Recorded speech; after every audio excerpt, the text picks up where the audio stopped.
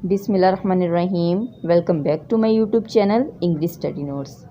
आज के इस लेक्चर में हम टेड ह्यूज़ की बहुत ही important poem full moon and little Frieda की समरी को डिस्कस करेंगे। So let's start. पोइम की समरी को स्टार्ट करने से पहले मैं थोड़ा इंट्रोडक्शन देना चाहूँगी, यानी हम थोड़ा इसका बैकग्राउंड पढ़ेंगे कि ये पोइम कब लिखी गई और इसके पीछे क्या पर्सपेक्टिव था कि ये पोइम लिखनी पड़ी। क्योंकि इस पोइम के टाइटल में ये जो फ्रीदा नाम है ये टेड ह्यूज़ की अपनी ही बेटी का नाम है। तो ये poem full moon and little Frieda 12 लाइनों की एक छोटी सी नज़म है और टेड ह्यूज़ की बहुत ही फेवरेट पोइम है। ये पोइम 1967 में टेड ह्यूज़ की जो वाइफ है सिल्विया प्लेथ, उनके सुसाइड के 4 साल बाद उनके एक पोइम कलेक्शन वोडवो में पब्लिश हुई।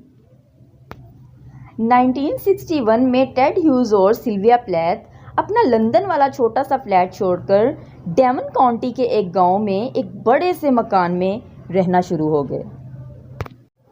हो सकता है कि ये पोइम उस अरसे में लिखी गई हो, या ये भी हो सकता है कि ये पोइम सिल्विया प्लेथ के सुसाइड के बाद लिखी गई हो। अब ये जो पोइम है ये टेड ह्यूज़ और सिल्विया की छोटी सी बेटी फ्रीदा, जिसकी उम्र सिर्फ 2 साल थी, के बचपन के एक वाक़ये के बारे में है। वो बड़े तजस्सुस से, बड़ी हैरानगी से नए अल्फाज सीख रही है और अपने इर्द गिर्द की चीज़ों को गौर से देखती है, यानी उनका मुशाहदा करती है। इस पोइम में जब नन्ही फ्रीदा अचानक आसमान पर चांद को देखकर बहुत ज़्यादा खुशी का इजहार करती है, यानी चांद को देखकर जब बहुत खुश होती है तो उसके बाप को भी बहुत खुशी और हैरत होती है। ये नज़म उस देहाती इलाके में सर्दियों के एक शाम का मंजर पेश करती है जब गाँव का एक रेवड़ खेतों वाले इलाके से घर की तरफ रवाना हो रहा होता है। इस पोइम के थीम की बात करें तो nature, power, time and space, ये ऐसी चीज़ें हैं जो हमें इस पोइम में एक दूसरे का अक्स पेश करती नज़र आ रही हैं, यानी the way each can mirror the other, यानी एक चीज़ दूसरे का अक्स पेश कर रही है।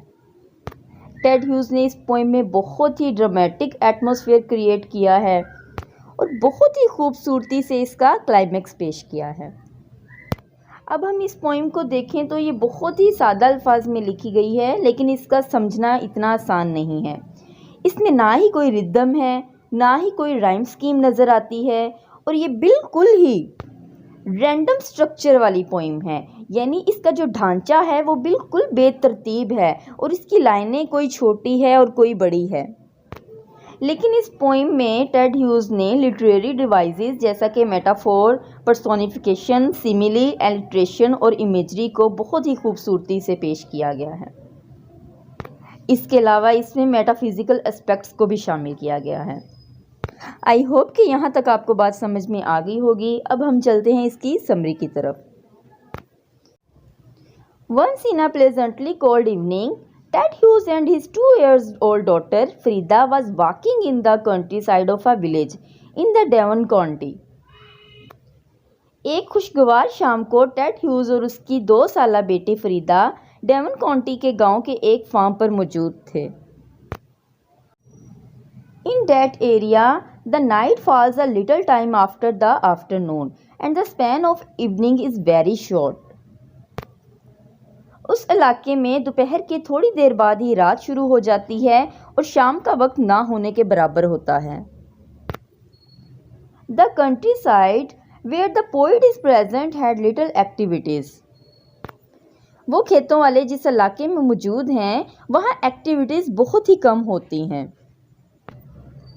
He heard only the bark of a dog and clank of a bucket, and the evening ended. वहाँ उन्हें सिर्फ एक कुत्ते के भौंकने की आवाज़ और पानी वगैरह की बाल्टी की झनक सुनाई देती है और शाम का वक्त ख़त्म हो जाता है। Little Frida curiously listened to the specific sounds in the natural surroundings. नन्ही फ्रीदा उस कुदरती माहौल में तजस्सुस भरे अंदाज में इर्द गिर्द की आवाज़ें सुनती है। In that area, dew also start falling in early part of the night. उस इलाके में शबनम भी रात के पहले हिस्से में ही गिरना शुरू हो जाती है। The spider, being well aware of this phenomenon, makes the delicate threads of its web tightly stretched to keep it safe from the effects of dewdrops. इस मजरे कुदरत यानी फिनोमिनन से बाखबर एक मकड़ी दरख्त पर अपने जाले के नाजुक तार खींचकर इन्हें टाइट कर देती है ताकि उसे शबनम के कतरों के असर से महफूज रख सके। In that calm and quiet atmosphere, the reflection of the first star in the sky would look trembling in the bucket water.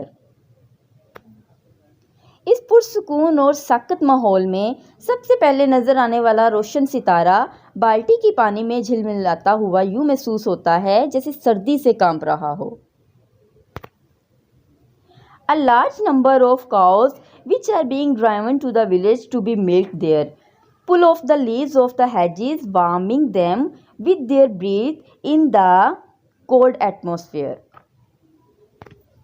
गायों का एक बड़ा रेवड़ जिसे गांव की तरफ हाँक कर ले जाया जा रहा है ताकि वहां उनका दूध दोहा जा सके, इर्द गिर्द के झाड़ियों पर मुंह मारता जाता है, जिसके नतीजे में उनकी गर्म सांसों की वजह से उन झाड़ियों को भी इतने सर्द माहौल में गर्माइश मिल रही है। The flow of so many red cows on the track makes the poet feel as if a dark river of blood is flowing.